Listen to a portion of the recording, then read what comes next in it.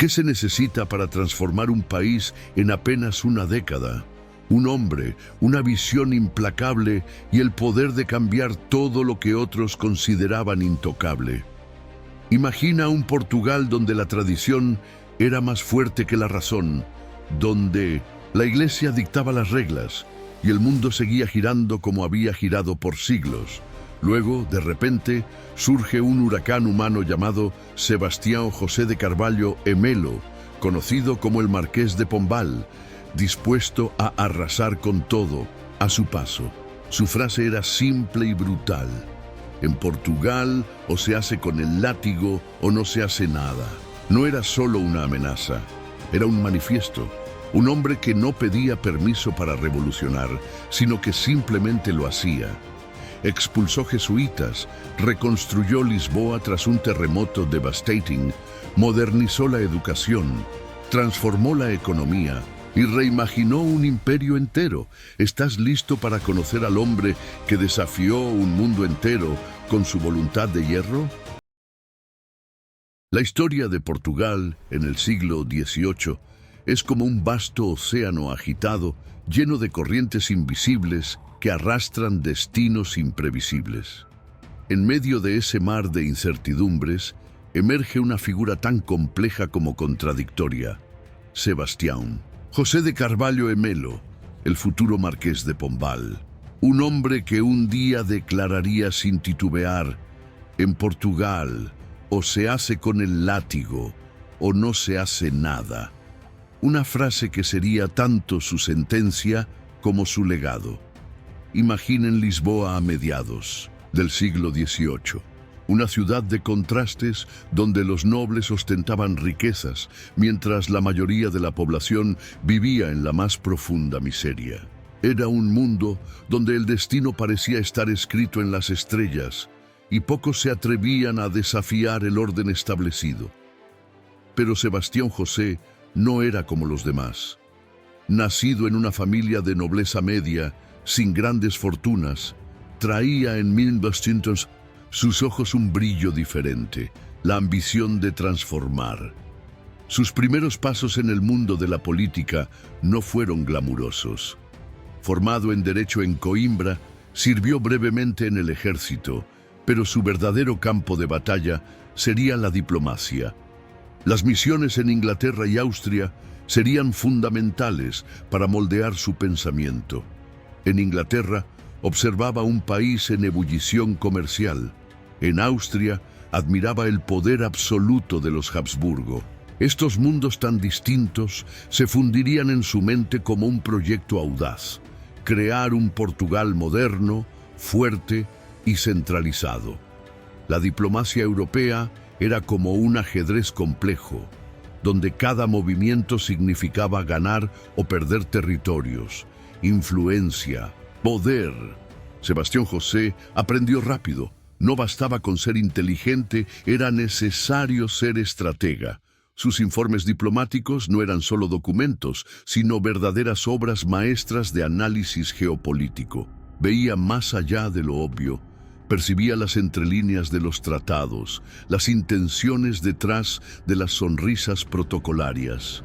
Pero sería un evento trágico el que transformaría completamente su trayectoria y la historia de Portugal.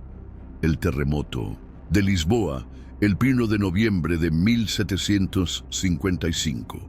Ese día, la capital portuguesa sería completamente destruida por una fuerza de la naturaleza nunca antes vista. Mientras otros pensaban en huir, en abandonar Lisboa, Sebastião José haría algo impensable. Reconstruiría la ciudad de las cenizas, desafiando al propio destino.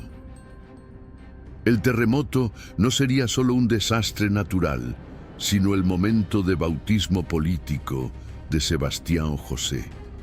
Mientras los cuerpos eran recogidos de las calles, las iglesias se derrumbaban y el pánico se extendía, él permanecía impasible.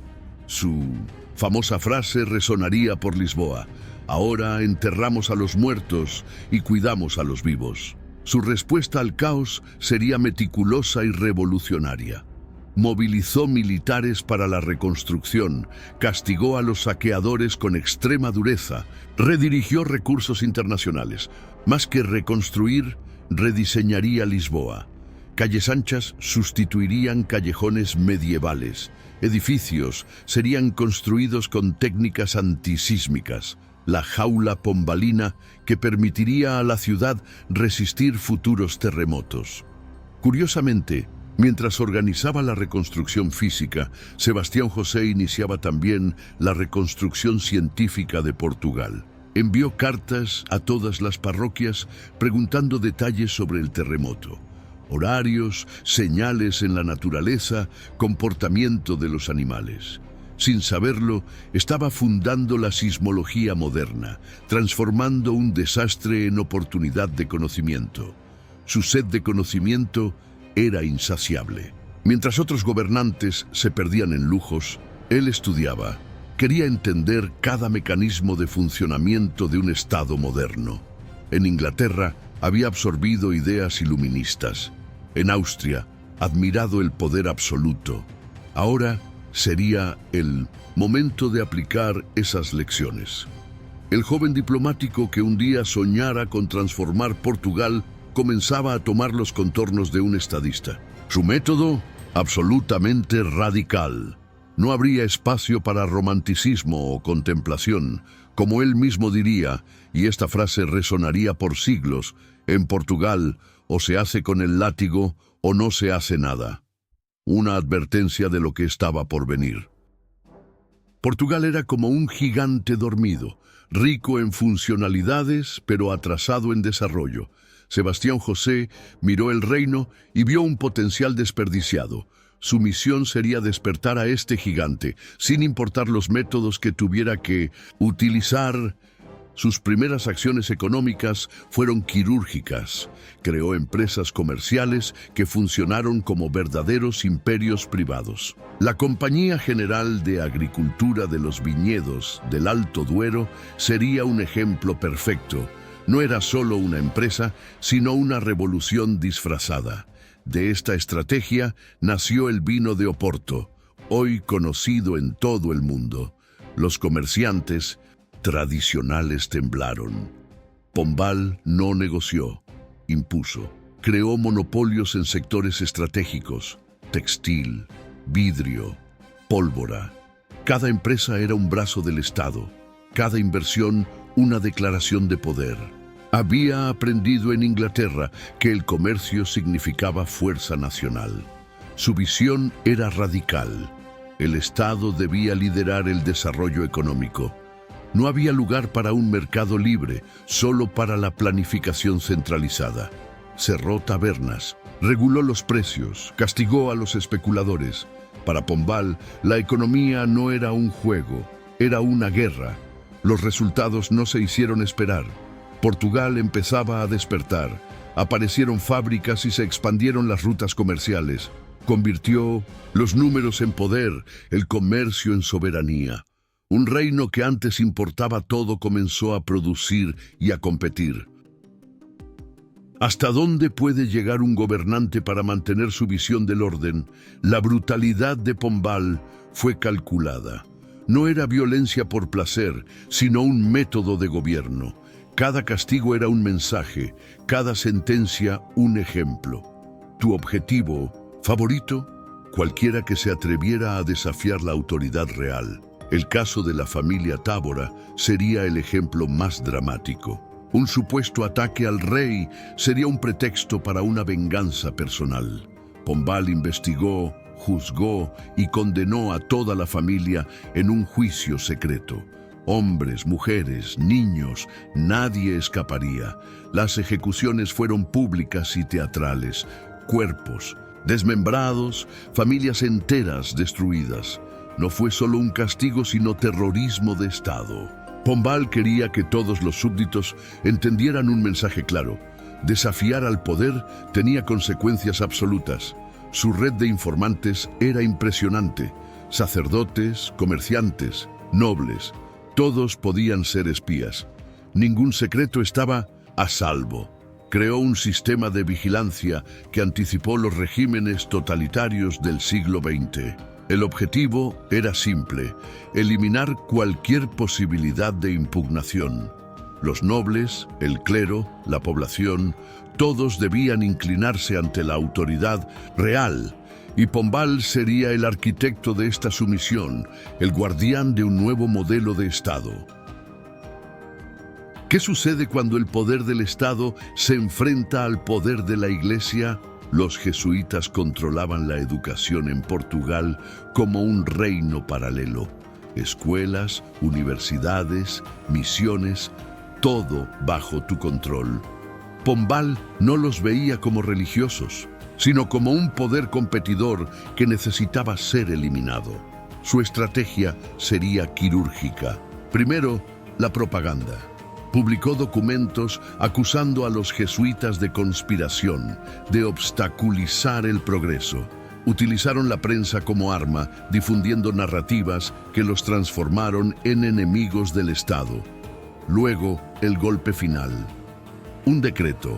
Real expulsaría a los jesuitas de Portugal y de todas las colonias en un solo día. Maestros, sacerdotes, misioneros, todos tuvieron que irse. Se cerraron escuelas y se confiscaron propiedades. Las consecuencias serían devastadoras para la educación. El número de estudiantes se desplomó. El analfabetismo ha aumentado. Pero para Pombal era un precio aceptable.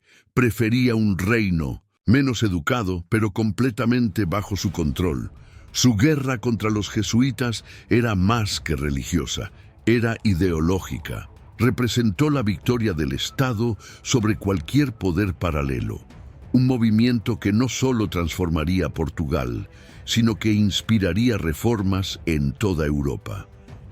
¿Cómo pudo un hombre que destruyó instituciones centenarias construir un imperio? La historia de Sebastián José de Carvalho e Melo, el marqués de Pombal, es la historia de una voluntad inquebrantable que redesenó los límites de lo posible en el mundo colonial portugués. Cuando Pombal posó su mirada en los territorios ultramarinos, no vio simplemente colonias, sino un lienzo en blanco para sus ambiciones reformistas. Brasil, hasta entonces un territorio fragmentado y explotado, sin un plan sistemático, se convertiría en su obra maestra más audaz. Desmanteló los antiguos sistemas de administración, creó nuevas estructuras de gobierno y estableció un modelo económico que cambiaría para siempre el destino del territorio.